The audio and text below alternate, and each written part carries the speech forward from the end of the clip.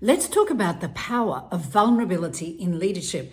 Now, most people go like this, and although Brené Brown has really brought vulnerability and courage to the forefront, there's still a lot of people that won't do it or don't even know how to do it. And here's a line that might make things easier for you. It's kind of like vulnerability is the opposite of imposter syndrome. Imposter syndrome is where we believe we're not good enough and we have to portray to the world that we are invulnerable, that we know everything, that we are competent, we're on top of things. And of course, to some degree, that's true. But it's not very human because people don't want you to be perfect. They want you to be present.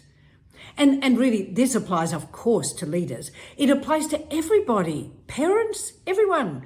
What friend do you know that you'd rather have is absolutely perfect, but never present with you? And who do we really know who's absolutely perfect? I wish I could put my hand up, but I can't. I'm not perfect in any way, shape or form. I'm learning as much as as quickly too, as I'm sharing with you. So the power of being vulnerable is that you connect heart to heart with other people. And yes, it takes courage because what we're doing is battling the imposter syndrome because people don't want to admit they don't know. But the interesting thing is I've never had that issue. I never was troubled by asking questions. I'm sure I irritated everything out of my teachers, but I was always asking questions because if I didn't understand something or I didn't know it, I didn't immediately perceive it as I would feel stupid or I would seem stupid. I was just so eager to learn. And I've never really had a problem with admitting when I don't know. And so there's a couple of things that you, as a leader or as a speaker, speaking to someone else, or as a human interacting with someone, or with a parent with your children, there's a few things you can do where the vulnerability is a tool for you to connect heart to heart with others. And you're not kind of consciously using it as a tool because one of the most important things is to be real. And being vulnerable with others makes you a real human. And that's who we want to connect with. That's who we'll follow. Well, when people present as perfect, all they are is intimidating most of the time because none of us really feel perfect. So if you just go to the human level, it's like, you see someone perfect and you go away going, oh man, I got so far to go and I don't know how I'll never be like that. It intimidates people. So being vulnerable when it's real and you're honest is a remarkable way to connect with other people.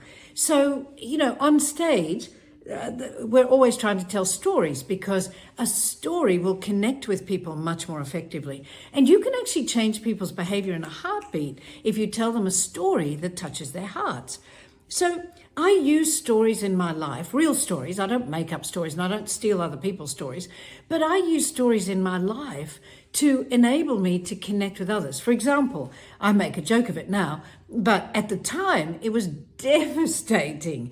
I fell madly, deeply in love during COVID. I had divorced my husband maybe 3 or 4 years before and we were best friends.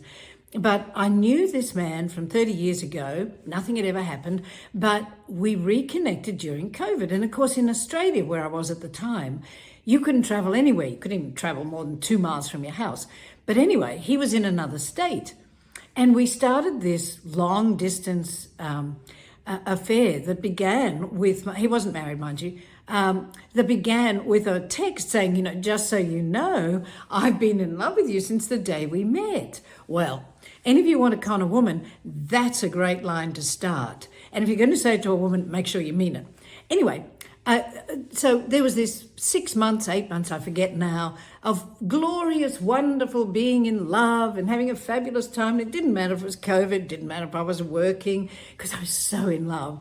And it ended when I got a phone call with him crying, saying, he was really sorry, but he'd actually been doing this with 3 women and he was more in love with another one of them.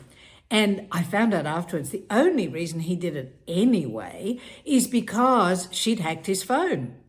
Now, I tell you that story Because it does make me vulnerable, but I'm not doing it for therapy. If you're being vulnerable as therapy, it ain't gonna work. But I use it because I have processed all the emotions that went on with that, and they were tragic, let me tell you. It was not a pretty scene, and my very good friends were incredibly patient and loving, and I'm really glad I didn't have to be around me. But it was a wonderful learning experience, and the actual experience of being in love was fabulous. Now, I tell that story because it shows that I'm human as well, and I've been through similar experiences or something worse than yours. And so that allows people to relate to me. And they can think about circumstances in their own lives where they've gone through something like this, and they see that I survived, and I admit it was horrible in between. And if I needed to, I could expand on that story. So sharing a true story that has an impact with how others perceive you, and they see you as being human, is one of the powers of vulnerability. Because I know I've said it several times, but it makes you real, and people don't want perfect people. And so there's a few things you can do. One is to admit that you don't know something if you don't know it. Because to pretend you know something and then say something stupid, you shoot yourself in the foot. And what's the point? You're only pretending you know something if you've got imposter syndrome and you're frightened of looking stupid. So it's important to look at the core fears that are ruling that behavior. People never mind if you admit that you don't know something, but you've got to say, I will find out and come back to you, and then make sure that you do it. Otherwise, you're just a flake, really. And secondly, as I said, share a story or a challenge that you've been through, because that's inspiring for others. And if you're currently going through something now, help other people understand why you may not be on top of your game.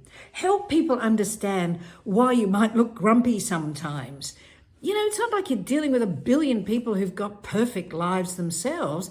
As soon as you admit, well, life's not 100% going my way at the moment, forgive me if I'm a bit distracted at times. You don't have to share all the details, but let them know something's going on, and people will give you grace.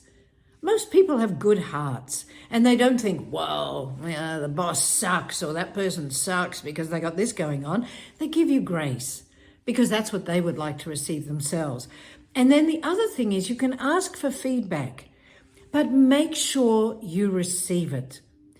If you say this to people, do it from a genuine space, because all communication has to be genuine if you want it to mean anything. So you can say to people, what can I do differently so you feel I'm supporting you better? And if you ask people that, you're admitting you don't know. And you don't know. You can guess and you can try different things, but it's way better to go to the source and say, how can I support you better? What can I do differently that will make you feel safer, more supported, whatever it might be? And the safety is a really big thing. So just remember that, because people don't need you to be perfect. They need you to be present and real.